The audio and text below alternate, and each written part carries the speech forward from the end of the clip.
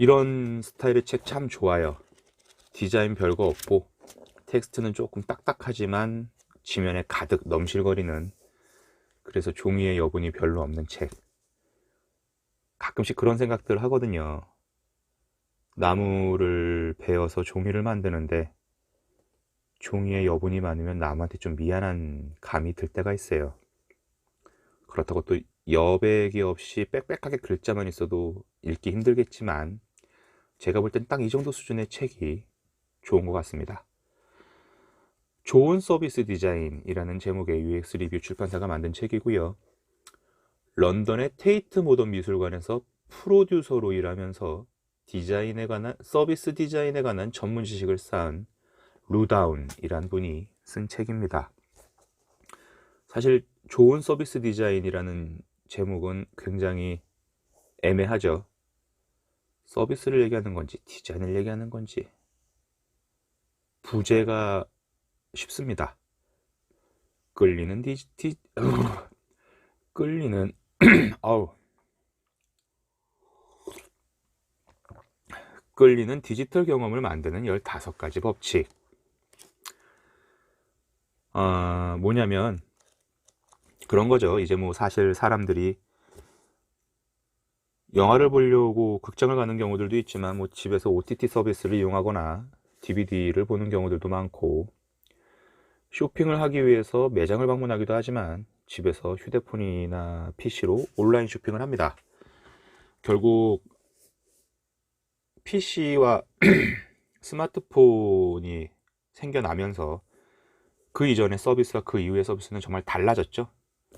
친절한 직원, 깔끔한 인테리어, 쾌적한 환경, 적당히 고객님의 비위를 맞춰가면서 서비스를 하는 매장의 점원이 물론 지금도 필요하고 높은 매출을 만드는 훌륭한 요소이겠지만, 지금은 고객들이 손바닥만한 화면으로 쇼핑을 하는 시대가 왔잖아요.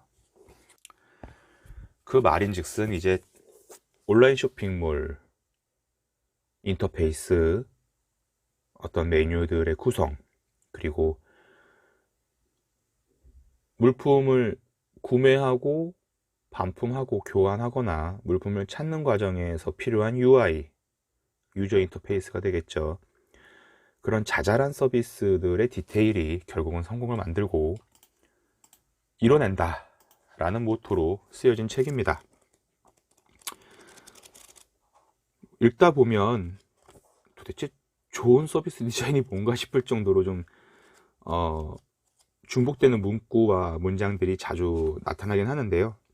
그럼에도 불구하고 지은이가 경험했던 필드에서의 경험담, 그리고 많은 기업과 조직들이 실수할 수밖에 없었던 당연시 여겼던 그런 것들이 제법 일목요연하게 나열되고 있습니다.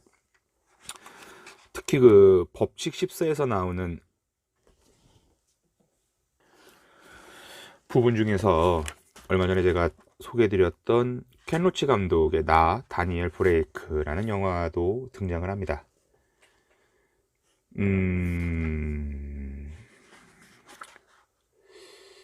이 부분을 좀 그대로 읽어드리고 싶네요. 어떻게 보면 이 책을 가장 압축하는 부분일 수 있겠는데요.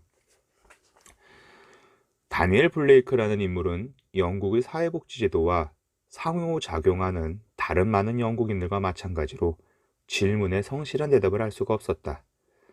애초에 질문이 성실하지 않았기 때문이다.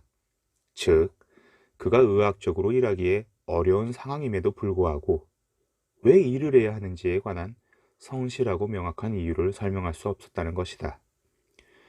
그의 미래는 얼굴도 이름도 없는 의사결정자의 손에 달려 있었고, 직장으로 복귀할 수 있게 중개를 하고 자신감을 풀어놓도록 디자인된 시스템에 갇혀 무기력해질 수밖에 없었다. 그 결과 다니엘을 비롯해 그와 비슷한 상황에 처한 사람들은 그 상황을 해결할 수 있는 방법을 알지 못한 채 이것이 잘못되었다고 항의하거나 극복하기 위해 쓰는 수밖에 없었다. 그러니까 우리는 어떤 것들을 이용하는 과정에 있어서 사실은 잘 모르죠. 이미 그것을 자세히 알고 익숙했다면 사실 그것을 자세히 알고 익숙해졌던 과정에서 다 이미 겪었던 거고, 도대체 여기에는 이 옷이 어느 메뉴에 있지? 그 옷에 대한 카테고리 찾기가 어려서 검색을 했는데 검색 결과물이 형편없는 거죠. 예전에 그 왜 자연어 검색이라 그래서 엠파스가 보였던 검색 기능, 지금은 뭐 굴지의 포털들도 대부분 차용하고 있지만 그 전만 하더라도 그런 식으로 검색했을 때 검색 결과는 굉장히 꽝이었거든요. 그리고 또 이 책에서 그런 부분도 나와요. 무수히 많은 정보가 온라인, 인터넷이라는 공간에 있다고는 하지만 결국 그 정보는 누군가가 만들어서 거기에 넣었기 때문에 거기에 존재하는 거라는 얘기죠. 우리는 흔히 온라인이나 인터넷이라는 공간에 다 있다고 믿습니다. 하지만 정말 다 있진 않죠. 제가 봤을 때 사람들이 궁금해하는 것들이 조금 있고, 사람들이 궁금해하지는 않지만 그래도 거기 있어야 될 것들이 또 조금 있고, 딱 그 정도인 것 같아요. 그런데 사람들의 취향이나 성향들이 어쩌면 그렇게 날이 갈수록 점점점 획일화되어 대부분 사람들이 검색하는 것들이 중복이 되니까 마치 그곳에 다 있는 것처럼 비춰지지 않는가라고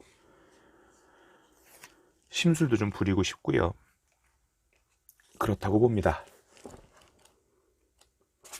어떤 서비스를 이용함에 있어서 그 서비스의 매끄러운 흐름, 그리고 우리가 그 서비스를 이용할 때 충돌할 수밖에 없는 접점,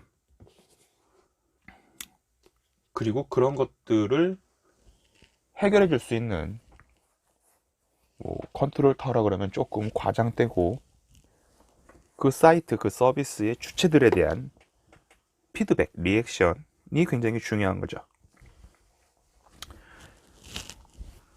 아마 앞으로 더 많은 플랫폼들, 프레임들, 메뉴들, 서비스들, 어떤 공공의 가치들이 더 많이 우리 주변을 채울 것입니다.